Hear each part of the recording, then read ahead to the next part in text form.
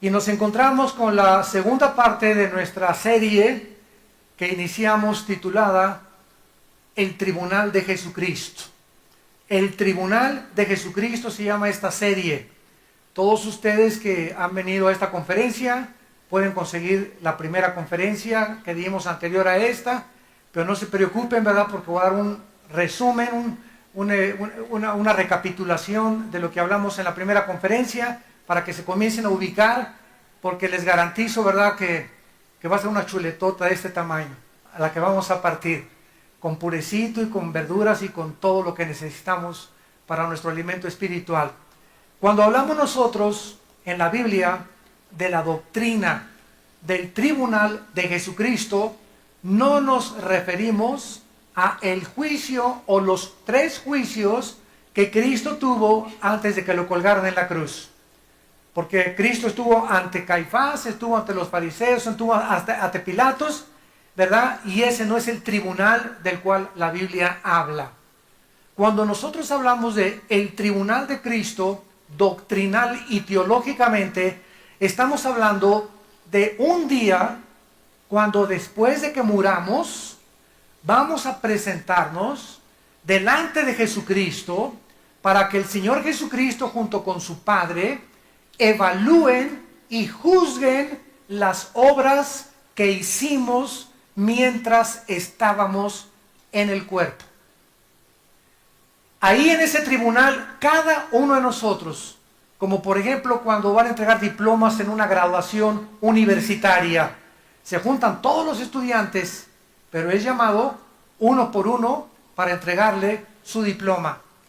Así, en el tribunal de Cristo vamos a estar todos los cristianos, desde el día de la muerte de Cristo hasta el arrebatamiento de la iglesia, como ya lo vimos en la primera conferencia, lo voy a poder otra vez recapitular, pero vamos a estar todos nosotros para ser juzgados no por nuestra salvación, porque el juicio de nuestra salvación ya tuvo lugar en la cruz.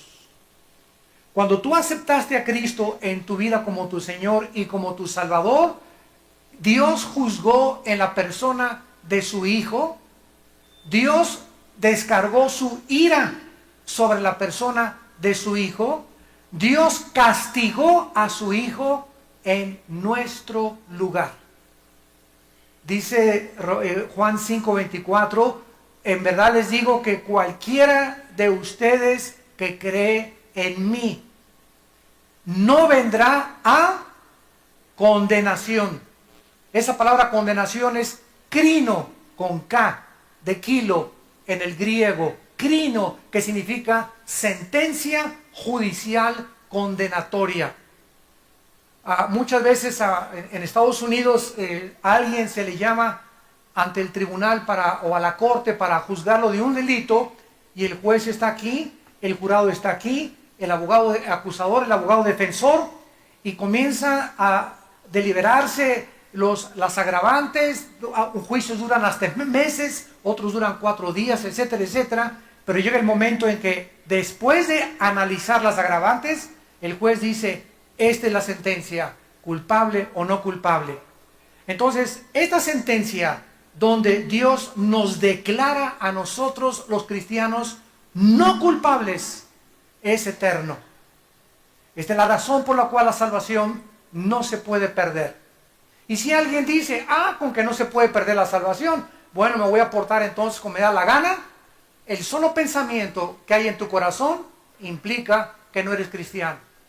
Porque cuando eres cristiano, la gracia de Dios ha entrado en nuestras vidas y estamos tan agradecidos con Dios del perdón que nos ha dado en la cruz, que no queremos pecar. Pecamos porque estamos en un cuerpo corrupto, pero en nuestro corazón no queremos hacer eso que hicimos ayer.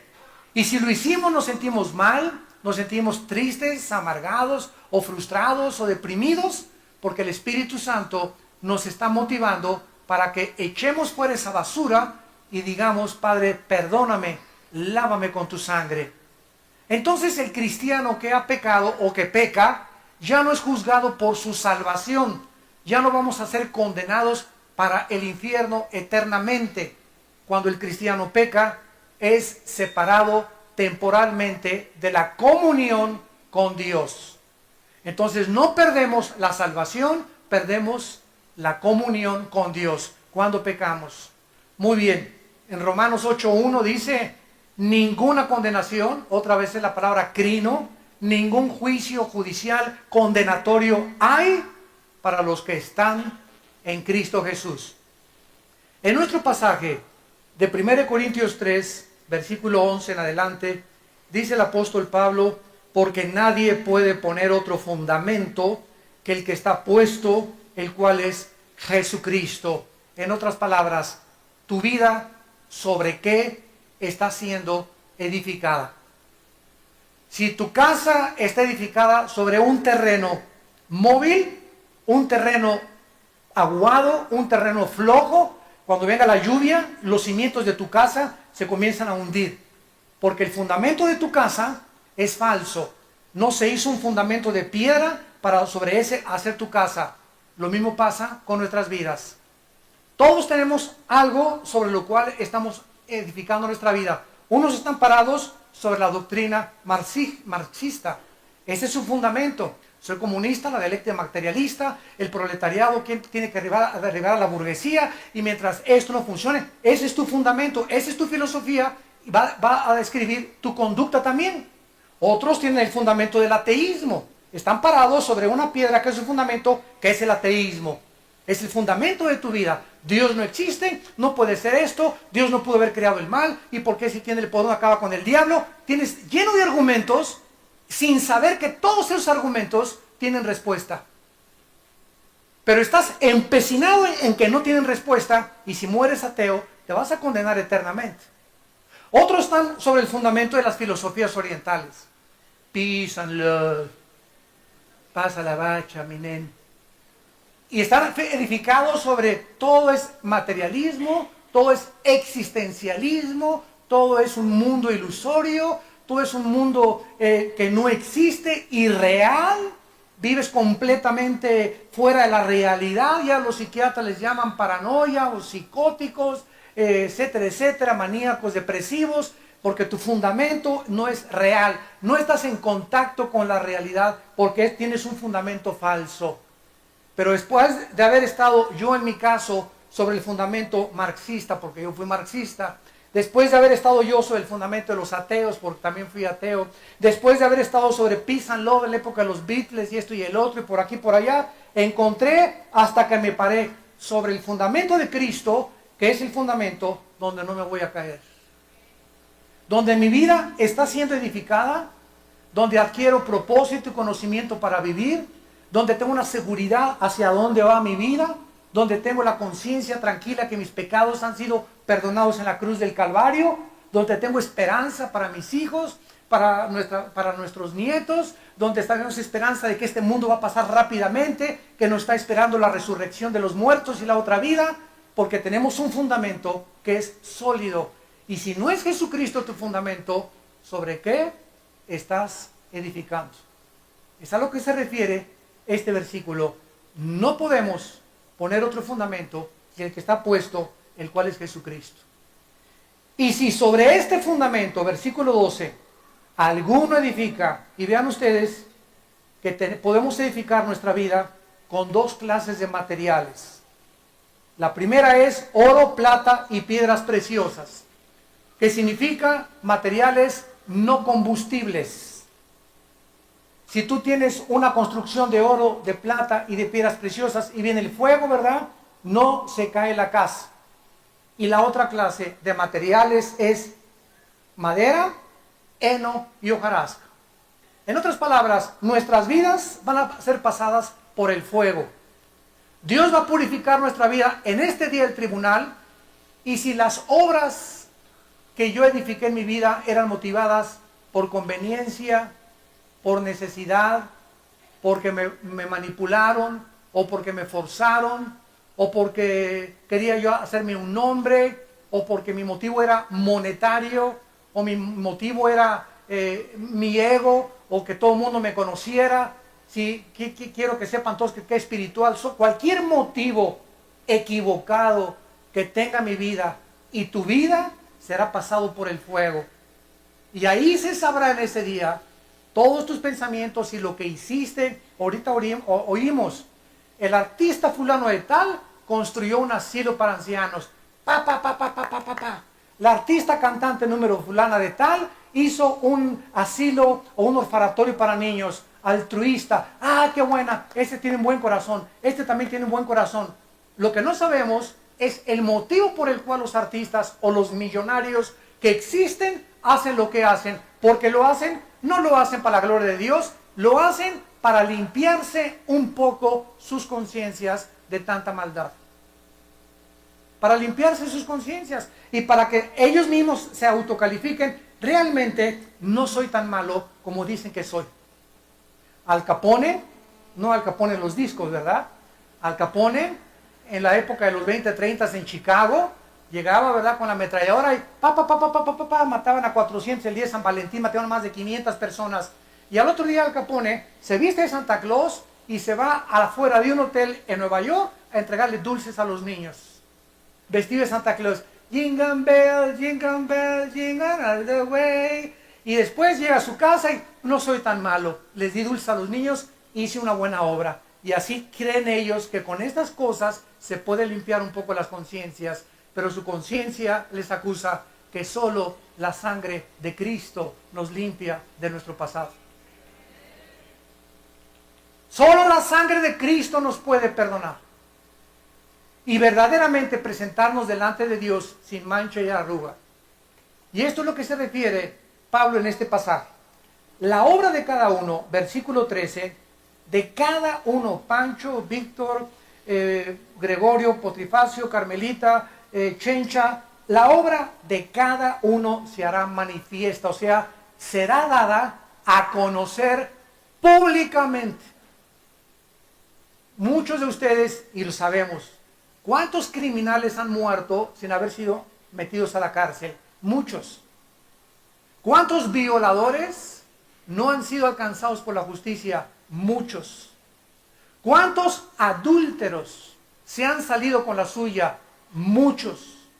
¿Cuántos fornicarios? ¿Cuántos homosexuales todavía creen y se casan y creen, ¿verdad?, que pueden ser felices y que son aceptados por la sociedad y la sociedad les aplaude? Creen todavía y así se mueren y no sabemos, o no saben ellos más bien, de que el juicio viene después de la muerte.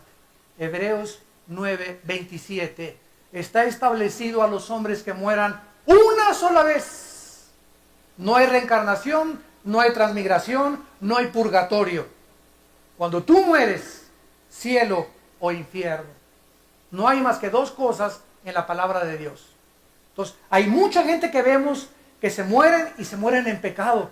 Y aparentemente murieron felices sin darse cuenta que después de esta vida, Cristo vino a darnos el ejemplo de haber resucitado entre los muertos. Y habernos garantizado con su resurrección de que tú y yo vamos a ser juzgados el día de Cristo. Ahora muy bien, dice aquí este pasaje, si permaneciera la obra de cada uno, versículo 14, que sobreedificó, recibirá recompensa. Si la obra de alguno se quemare, él sufrirá pérdida. Aquí vemos que en este juicio, en este tribunal, muchos van a sufrir pérdida. Vamos a ver de qué pérdida está hablando más adelante. Si bien él mismo será salvo, aunque así como por fuego. En otras palabras, hoy llegas a tu casa, le gritas a tu esposa y hasta una cachetada le das. Y en ese momento te mueres de un ataque al corazón fulminante, una embolia cerebral, o sales a la calle y te atropella un coche, o lo que pasa. ¿Te condenas o te salvas? Si eras cristiano. Si eres cristiano y mueres en pecado, porque estás muriendo en pecado. Te moriste enojado, agrediste a tu esposa, y entonces perdiste la salvación. La Biblia dice que no la pierdes. Vas a ser salvo por fuego. ¿Por qué? Porque no puedes perderla. Si eres verdaderamente cristiano, en la otra vida, en el tribunal de Cristo, ahí vamos a ver qué es las consecuencias que tendrá cuando muchos cristianos mueran en pecado. O mueran sin haber confesado pecados que no quisieron confesar y los alcanzó la muerte. Y como la salvación no se puede perder, ¿qué pasará con esos pecados? Número 1, en la cruz Cristo pagó por los pecados pasados, presentes y futuros de cada uno de nosotros. En la cruz de Cristo todo nuestro historial está borrado, pasado, presente y futuro. Pero como ya no tengo condenación, los pecados mientras yo estaba en el cuerpo no me van a llevar al infierno, me van a llevar al tribunal de Jesucristo. ¿Me van entendiendo? Van siguiendo esto cronológicamente y lógicamente, porque es muy importante que no tengas dudas para que tú puedas, después de esta serie, estas conferencias, estar certero y seguro, ¿verdad? De que de Dios nadie se puede burlar. La obra se quemará, si bien él mismo será salvo, aunque así por fuego. Muy bien, vamos a ver ahora a continuación la perspectiva teológica del juicio, o los dos juicios que los cristianos hemos enfrentado después, ¿verdad? Antes de que nosotros muramos. Cuando yo muera, ya tuve yo dos juicios. El primer juicio fue cuando creí en Cristo, porque en la cruz Dios juzgó mis pecados. Que abortaste 5 veces, mataste a 40 personas, hiciste desastre y medio, te divorciaste 6 veces, incendiaste la colonia Peralvillo, ¿verdad? Y lo que hayas hecho en tu vida, en el momento que recibes a Cristo, tu pasado nunca será revuelto, nunca será otra, las cenizas no vuelven a arder. Ya fue juzgado en la cruz de Cristo. Esto se llama gracia. El mundo no lo entiende. Estas son las buenas noticias de que no tienes que morir en tus pecados, que alguien ya pagó por ellos en la cruz. Esto se llama la gracia de Dios. Un regalo que Dios nos da sin que lo merezcamos. Una vez en un debate con un religioso me dijo, pues qué fácil la ponen ustedes los cristianos, ¿verdad? Ya nomás creer en Cristo y ya. Y le dije, usted piensa igual que los fariseos. Cuando Cristo estaba en la cruz, había 2 ladrones junto con él. Y de repente uno de ellos le dice a Cristo, que era borracho, parrandero y jugador, secuestrador y asesino, y los cargos que le quieras imponer. Le dijo a Cristo, acuérdate, Señor, cuando vengas en tu reino. Y Cristo le dijo, hoy estarás conmigo en el paraíso. Los fariseos abajo en la cruz han de haber volteado y han de haber dicho, qué fácil, ¿verdad? Y ahorita, en 10 segundos, todo lo que hizo fue borrado, ¿verdad? Y nosotros ayunamos, nos vamos de rodillas a la villa, hemos hecho esto, hemos hecho aquello, hicimos asilo para ancianos, hicimos asilos para huerfanitos, y ya de repente es perdonado para siempre. Así es, contesta Cristo. ¿Te gustó? ¿Por qué? Porque la palabra de la cruz es locura el que se pierde. El mensaje que tenemos en la Biblia choca contra el intelecto humano, contra la soberbia humana que anhela querer hacer buenas obras para salvarse. No, si no voy al cielo es porque fui muy bueno, porque hice muy buenas obras, me merezco la salvación. La salvación no tiene nadie mérito alguno en ella, es por gracia. Vengan como están, es el mensaje de la Biblia. Vengan como están y sus pecados fueren negros como el carbón, como la blanca lana vendrán a ser. ¿Y qué tengo que irme primero a la villa? ¿Tengo que hacer sacrificios? ¿Tengo que ayunar? Nada. Dios lo hizo todo en la cruz. Todo.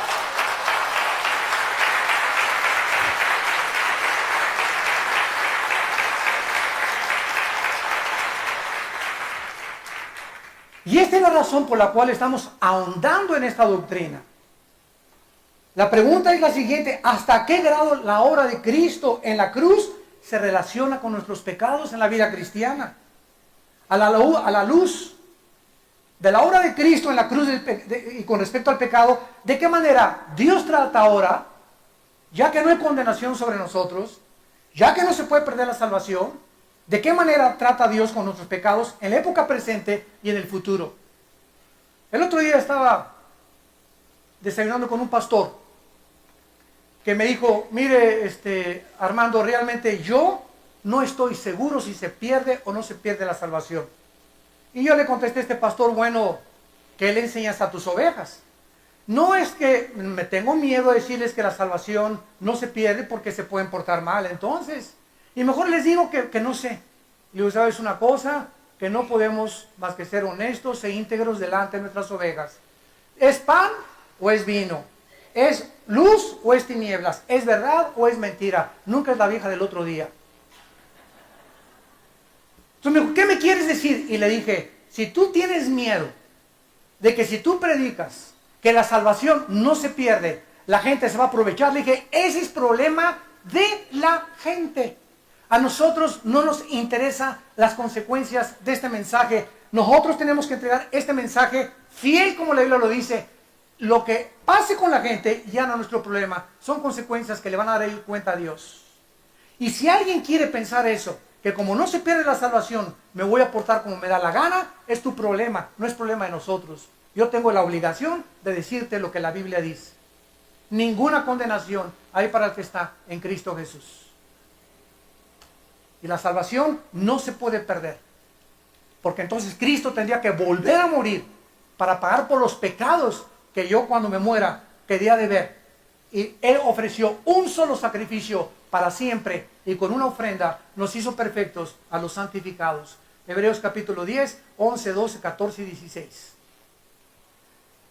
Muy bien, para poder comprender entonces el significado de la muerte de Cristo, qué importante esto es para los cristianos, a favor del pecador, veamos algunos pasajes. Veamos por ejemplo Juan, Evangelio de Juan, capítulo 3, versículo 18.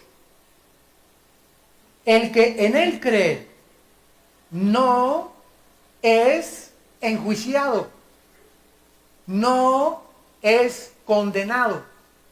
El que en él cree no es condenado, pero el que no cree ya ha sido condenado porque no ha creído en el nombre del unigénito Hijo de Dios. Según de Corintios 5:21, el que no conoció pecado, Cristo, por nosotros se hizo pecado, para que la justicia de Dios se cumpliese en nosotros, que hemos creído en su santo nombre.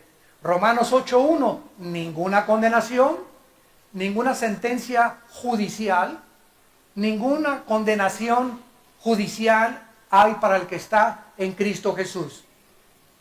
En el momento en el que un criminal, permíteme una silla, lo voy a tratar de ilustrar.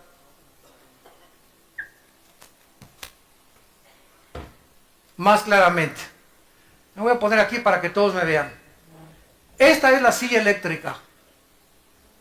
Yo soy el pitirijas, tijas, cuijas.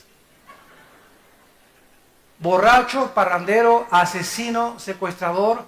Y aquí está el juez con los cargos contra mí, me hallaron culpable. La sentencia, cuando el juez la dictó, fue la pena capital. Entonces, me sientan aquí en la silla eléctrica. La sentencia dice muerte, traen un grupo de testigos para que me vean cuando me están electrocutando y den fe de que realmente me morí. Ponen médicos también, bajan la palanca, el pitirijas cuijas se muere. Entonces, en el momento en que este hombre se dictó la sentencia y se cumplió en él y la silla eléctrica lo mandó a la otra vida, su expediente ha quedado roto totalmente. Ya no hay archivos porque ya se cumplió la sentencia, se cumplió la pena capital. ¿Qué pasaría si el pitirijas se le aparece al juez a los 3 días? Y le dice, yo soy el pitirijas. ¿Qué haría el juez? Tráigame su expediente y lo podemos volver a sentar en la silla eléctrica. No, ¿verdad? Todos ustedes que son abogados o estudian la jurisprudencia saben que no hay un caso igual. ¿Por qué? Porque no se puede condenar a ninguna persona 2 veces.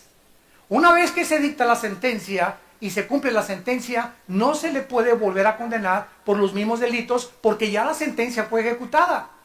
Cuando Cristo estaba en la cruz del Calvario, Él, todo el juicio de Dios y la muerte que nosotros merecíamos, la llevó Él. Y dice Romanos 6, del 3 al 6, que cuando estaba Cristo en la cruz, estábamos nosotros con Él. ¡Qué revelación! ¿Cómo que estábamos? Si yo nací 2000 años después, espérenme tantito. Por eso la palabra de Dios es maravillosa. Son los pensamientos de Dios. Que estábamos con Cristo en la cruz. Y cuando Él recibió la descarga, el castigo de los pecados, estábamos nosotros muriendo juntamente con Él. Y cuando Cristo lo bajan de la cruz y lo entierran, a nosotros íbamos con Él en su entierro. Fuimos enterrados con Él. Y cuando Cristo resucita, levantó a todos nosotros juntamente con Él. Esto es la vida nueva. Y ahora que ya la sentencia se ejecutó en la persona de nuestro sustituto, ya no hay expediente contra nosotros. Dios ya no tiene nada de qué acusarnos, porque ya se dictó la sentencia en la persona de su Hijo Jesucristo. Veamos esta verdad en Colosenses capítulo 2. Ya ninguna condenación, ya no nos puede juzgar Dios dos veces. Violaría Él su propia palabra. Dice en Colosenses capítulo 2, versículos del 13 al 14, y a ustedes, Colosenses 2, 13 y 14, estando muertos en pecados, porque así estábamos nosotros, ¿verdad? Y en la incircuncisión de vuestra carne, os dio vida juntamente con Él. ¿Cuándo sucedió esto? Cuando Él resucitó. ¿Qué hubiera pasado, para irme con más despacio, si Cristo muere en la cruz y no resucita? ¿Fueron juzgados los pecados? Claro, ¿verdad? Entonces, simplemente a nosotros también se nos hubieran perdonado, pero no hubiéramos tenido una vida nueva. No tendríamos la garantía de vivir una vida resucitada. Era necesario que el Hijo de Dios no solamente muriera, sino que se levantara de entre los muertos para levantarnos juntamente con Él. Versículo 14. Anulando, o sea, cancelando el acta, o sea, los mandamientos que nos eran contrarios o de los decretos que había contra nosotros. Tú ahorita, si no eres cristiano, Dios tiene un registro contra ti. Tú has pecado, Paco. Tú has pecado, Chencha. Tú has pecado, Carlos. Y aquí está, lo tengo, dice el Señor. Tus pecados no los puedes ocultar. Si tú mueres con esta lista que yo tengo contra ti, te condenas y te vas al infierno.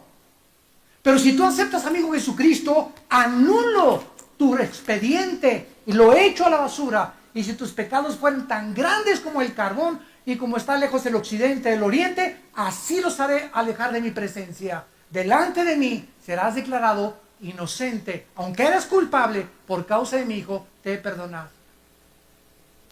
Esto se llama gracia. Gracia sobre gracia.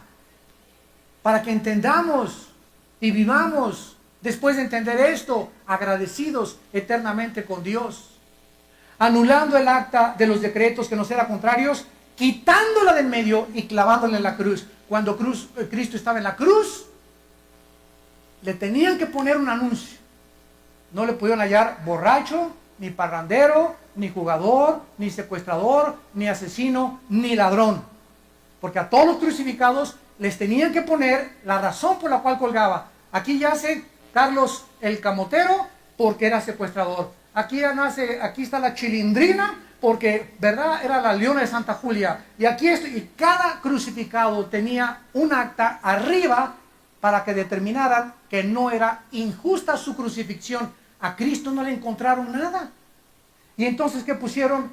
INRI, en 3 idiomas, en griego, en arameo y en hebreo, que significa Rey de los Judíos.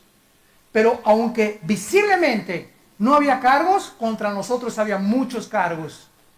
Y invisiblemente, ahí estaba Pancho, Carmelita, Juan, el motor a las bolas, y estaba el pitirijas, y estábamos todos ahí con todas las actas. Cuando Cristo muere y baja en la cruz, el acta que era contraria, que me acusaba que yo era pecador delante de Dios y que la paga del pecado es la muerte, en ese momento esa acta, Dios la destruye.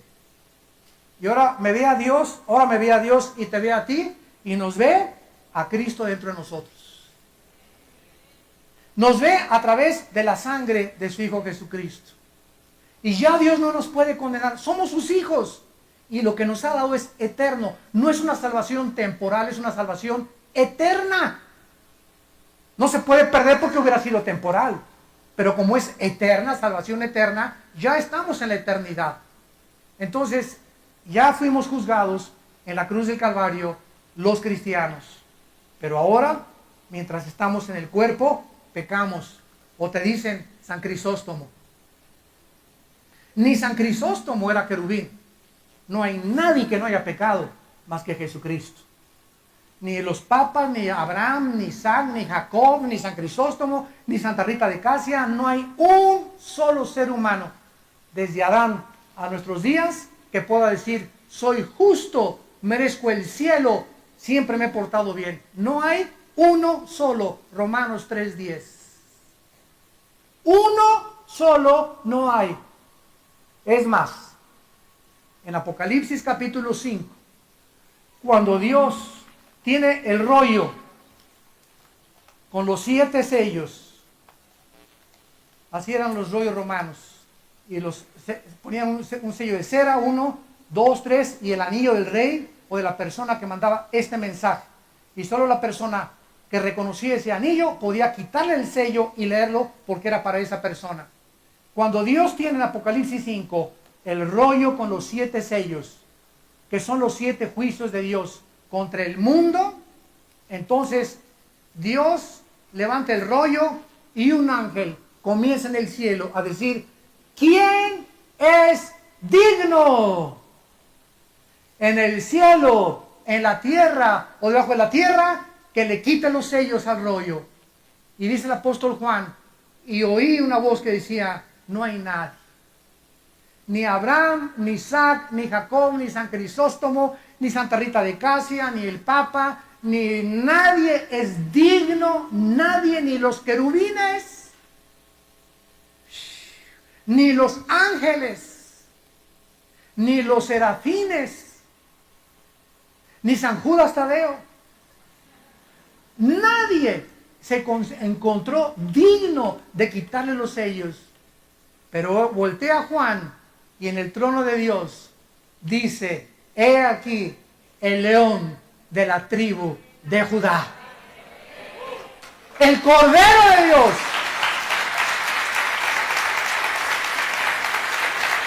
Él es digno. Y el Padre le entrega al Hijo, Apocalipsis 5, le entrega el rollo, y entonces Cristo comienza a quitarle los sellos. Y vemos que el primer sello, el caballo blanco, el caballo negro, el caballo amarillo, etcétera, etcétera, es el anticristo, la guerra, la paz, el hambre y el infierno. Entonces nos damos cuenta que no hay un justo y que lo que somos, lo somos por Él. Nadie puede, siendo cristiano, ser orgulloso. Qué ridículo es que un cristiano sea soberbio. O si tienes mucha teología, que te creas que porque tu teología, si la tienes, ¿quién crees que te la dio? ¿Quién te dio el cerebro renacuajo que tenías? Para que te aprendieras lo que te aprendiste. Si eres un gran pianista, ¿quién te dio el talento para hacer un Chopin? O un Tchaikovsky. ¿Quién te dio el talento para ser un músico como Beethoven? Y nosotros admiramos al hombre, a Bocelli, ¿verdad?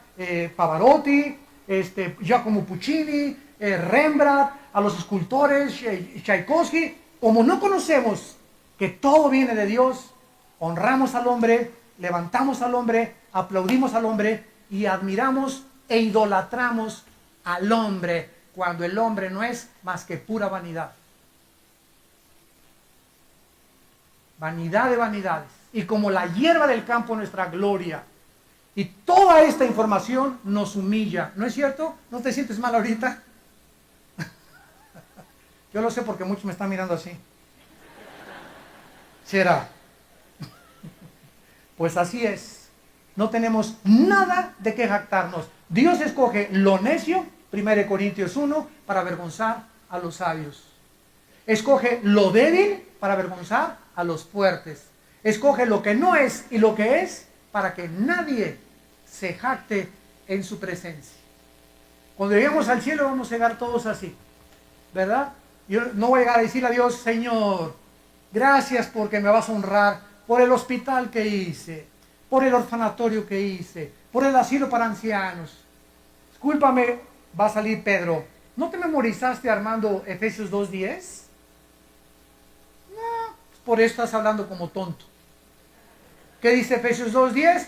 Hechura suya somos, creados en Cristo Jesús para buenas obras, las cuales Él preparó para que anduviéramos en ellas. Entonces, nuestras buenas obras que hayamos hecho, cuando lleguemos al cielo, ni siquiera podremos gloriarnos en ellas.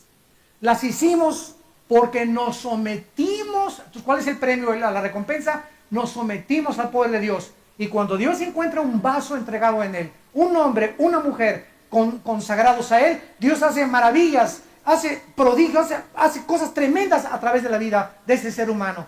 Pero el ser humano no se puede jactar de nada, ni tampoco exhibir, ni darle a conocer al mundo el poder que Dios le ha otorgado. Porque entonces ya perdería la humildad, y la humildad haría, la falta de humildad haría que todo lo bueno que hiciste se fuera al pozo. Por eso Dios le dice a la iglesia de Éfeso en Apocalipsis capítulo 2. A ver, vengan para acá. Muchachitos de la iglesia de Éfeso, admiro su paciencia, su celo. Han probado los que dicen ser apóstoles, la apostolitis que hay ahorita y no lo son. Tienen muy buena doctrina. Descubierto que ustedes han tenido paciencia, han hecho esto y el otro. Y todos imagino aquí, ¿verdad? La iglesia de Éfeso. Gracias, Señor. Sabíamos que nos tenías que reconocer. Y después de que Dios les dice todas las cosas buenas que hicieron, les dice algo que los deja totalmente sacados de onda, como decimos en México. Pero tengo contra ustedes, pero, hay un pero. Todas esas cosas que has hecho no sirven para nada, porque has perdido tu primer amor. ¿Qué significa esto? Que si todo lo que estamos haciendo para Cristo no lo estamos haciendo porque estamos enamorados de Él, lo estamos haciendo porque estamos enamorados de nosotros. Y lo estamos haciendo porque estamos buscando solamente un nombre para nosotros. Reconocimiento de los hombres, reconocimiento de las gentes, reconocimiento de las ovejas, reconocimiento de mi familia. Todo lo que yo haga para exaltar mi ego y para que la gente me vea y me aplauda y me honre, no tiene valor delante de Dios. Lo que hago tiene que ser motivado por el amor a Cristo. Cuando llegues al cielo, y cuando yo llegue al cielo, Dios no nos va a preguntar, Armando, ¿cuántas almas ganaste? Mire, señor, fui el evangelista, gané 50 millones de almas. Qué bueno, buen siervo. Y construí 50 iglesias. Y mis iglesias tenían, Señor, candeleros franceses y alfombras persas y aire acondicionado. Y éramos una mega iglesia en el Distrito Federal. Buen siervo. Pero eso no me interesa. Me interesa que me contestes esta pregunta antes de que entres al cielo. ¿Cuánto te pareces a Jesús?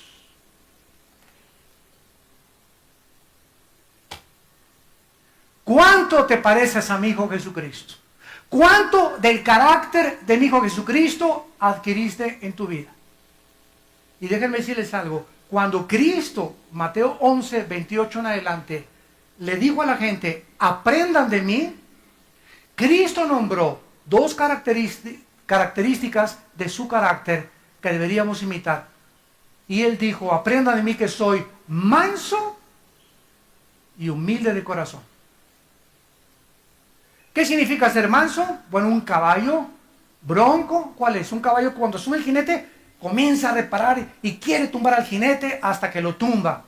Y cuando el caballo reconoce que el jinete es más grande y más poderoso que él, deja de reparar, deja que le pongan la rienda, que le pongan la silla y entonces el jinete lo puede llevar a la derecha, a la izquierda, con las espuelas decirle que camino, que corra. El jinete es un caballo manso, ya se amansó, se adiestró para la monta.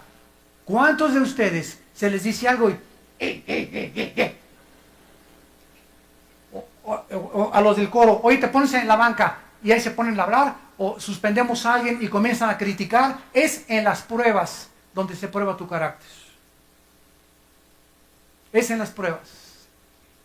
No hay persona más orgullosa que a la que se le exhorta y se le regaña y se vuelve contra ti. Dice Proverbios, exhorta al necio y te odiará. Exhorta al sabio y aumentará su saber.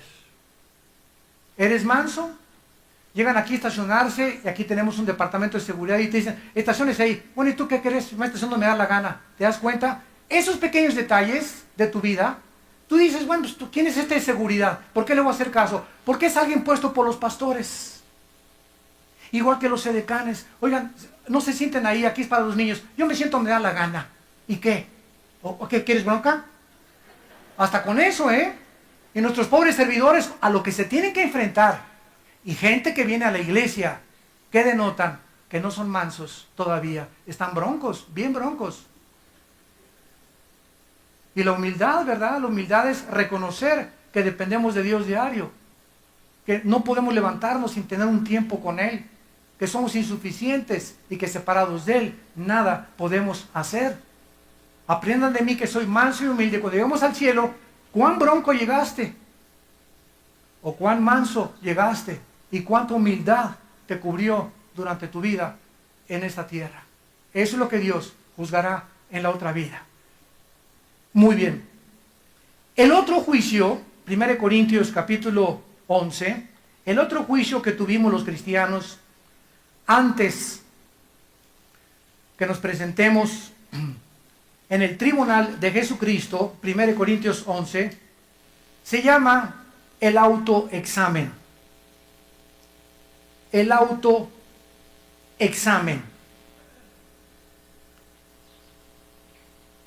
En este juicio, nosotros tenemos la oportunidad de ¿qué cosa? Muy bien. Dice en Proverbios 28:13, el que encubre sus pecados no prosperará. Si tú tienes un pecado que no has confesado a Dios, fíjate lo que va a pasar. Se te va a cerrar el mundo. Esto es lo que se llama prosperidad. Esta es la verdadera prosperidad. Prosperidad no significa solamente tener mucho dinero, significa poder avanzar hacia adelante con Dios. Cuando avanzas en la vida con Dios, estás prosperando verdaderamente delante de Dios. Cuando hay un pecado en mi vida que no he confesado, se me cierra el mundo y nada me comienza a salir bien. Y voy de fracaso en fracaso, de hombre en hombre, de mujer en mujer, de botella en botella, de droga en droga, de cine en cine, de teatro en teatro, de escuela en escuela, de familia en familia, etcétera, etcétera, porque estoy buscando algo que me dé propósito, algo que me dé significado, y las cosas no funcionan en mi vida. Y esto se llama en la Biblia maldiciones.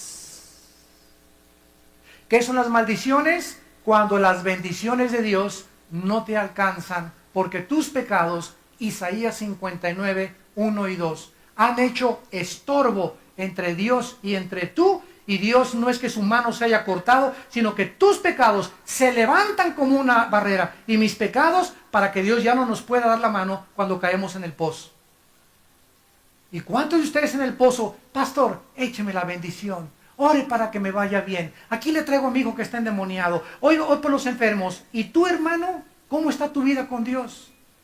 Vienes a pedirle favores a Dios y eres un pecador que ni siquiera te has arrepentido de lo que estás haciendo. Vives en adulterio y quieres que Dios te dé un buen trabajo. Fornicas con tu novio y quieres una buena universidad y quieres que Dios bendiga tus estudios y te dé inteligencia y sabiduría para estudiar. ¿Ves pornografía y quieres que Dios te dé inteligencia para conocer la Biblia y las profundidades de la Biblia? ¿Sabes qué? No conoces a Dios. Dios es un Dios santo. Santo, santo. Y el que encubre sus pecados no prosperará, mas el que los confiesa y se aparta alcanzará misericordia. Entonces, ¿qué pasa cuando un cristiano peca? Dios nos da la oportunidad de examinarnos a nosotros mismos. Híjole, siento, porque tengo al Espíritu Santo, que hoy le grité feo a mi esposa. Pero mi orgullo me dice, ¿para qué le pides perdón? Que te pida ella. Pero cuando tengo el Espíritu Santo y quiero seguir el ejemplo de Jesucristo, no. Tal vez ella tuvo la culpa, pero me voy a humillar. Porque Dios le da gracia a los humildes.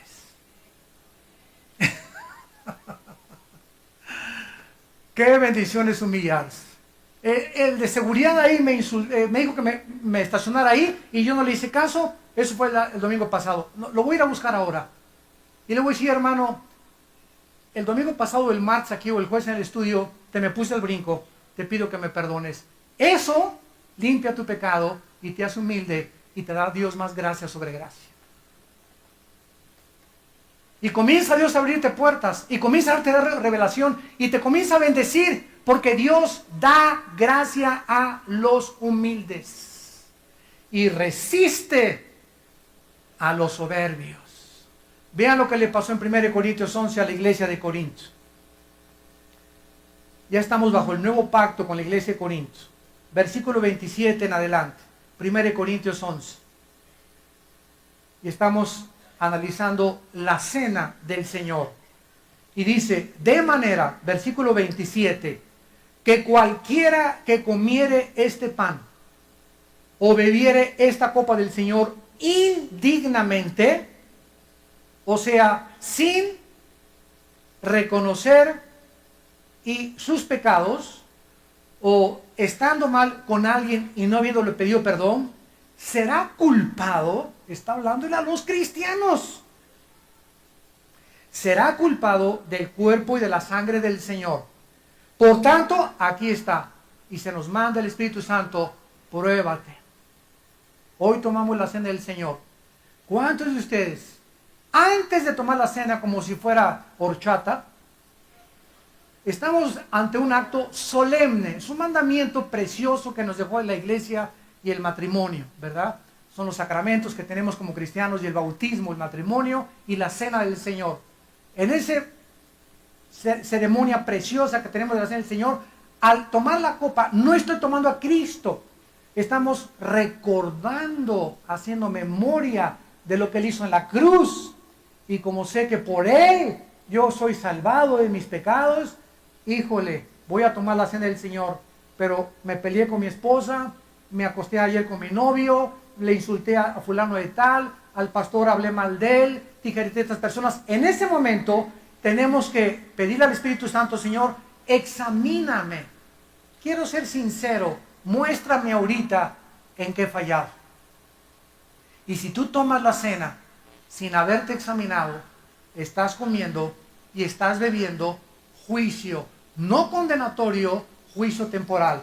Sigamos leyéndolo. Por lo cual, versículo 30, vean esto, por lo cual, por tomar la cena del Señor, sin confesar tus pecados, hay muchos enfermos y debilitados entre vosotros, y muchos inclusive se van a morir antes de tiempo, y muchos duermen. Muchos en la iglesia de Corintio estaban enfermos. Pero hay campaña de sanidad. Vamos a la campaña de sanidad para que nos ponga el hermano. Y ya los predicadores, bueno, sé sano. Ese predicador no ha leído 1 Corintios 11. Que muchos de los que están ahí vienen enfermos porque no han confesado sus pecados. Y como se quieren burlar de Dios, creen que nomás la varita mágica de Aladino. Y ande con la varita mágica. Y ande con la varita mágica. Ya le llaman Aladino al predicador. En ese momento van a ser sanados. Y se das cuenta que no eres sanado. ¿Por qué? Porque Dios no puede ser burlado. Yo cada vez le pido más y más a Dios cuando ore por algún enfermo. Dame, Señor, dame el discernimiento. Muchas veces le digo a la persona, llega un hombre así de gordo, ore por mí. No oro por usted, le digo. Póngase a dieta y oro por usted.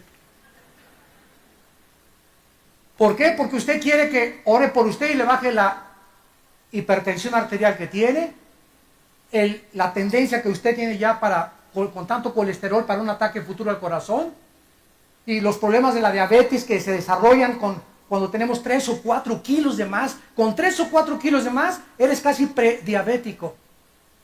Ya casi andas en 100, 110, 115 en glucosa. Y quieres que vengan a sanar por ti. Pero Dios nos dio reglas para comer. Y tenemos una mente inteligente para saber, esto sí, esto no. Paso de los 40, voy a cortar las grasas, la carne de puerco, mucha agua, etcétera, etcétera. Menos Coca-Cola, menos refrescos, menos azúcares, menos postres. Pero si tú violas las reglas de la comida, Dios no nos hace responsable por nosotros. Y además, cuando hay pecado en tu vida, muchos de ustedes están enfermos y que nos ven por la televisión, están enfermos porque no han confesado sus pecados a Dios. Y otros, inclusive, se van a morir antes de la hora que tenía Dios asignada para tu vida. Porque el hombre puede abortar el plan de Dios para morirse antes de tiempo por tus pecados. Un ejemplo, Sansón. El programa de Dios en Jueces era que fuera el libertador de Israel y matar a los filisteos. La sensualidad de Sansón con las mujeres lo hizo perder su misión en la vida, quedar ciego, convertirse en un payaso de los filisteos y morir antes de tiempo, quitándose la vida junto con todos los filisteos. ¿Podemos nosotros o alargar nuestra vida? Proverbios capítulo 3, guarda la misericordia y la verdad, porque la largura de días y de años te aumentarán.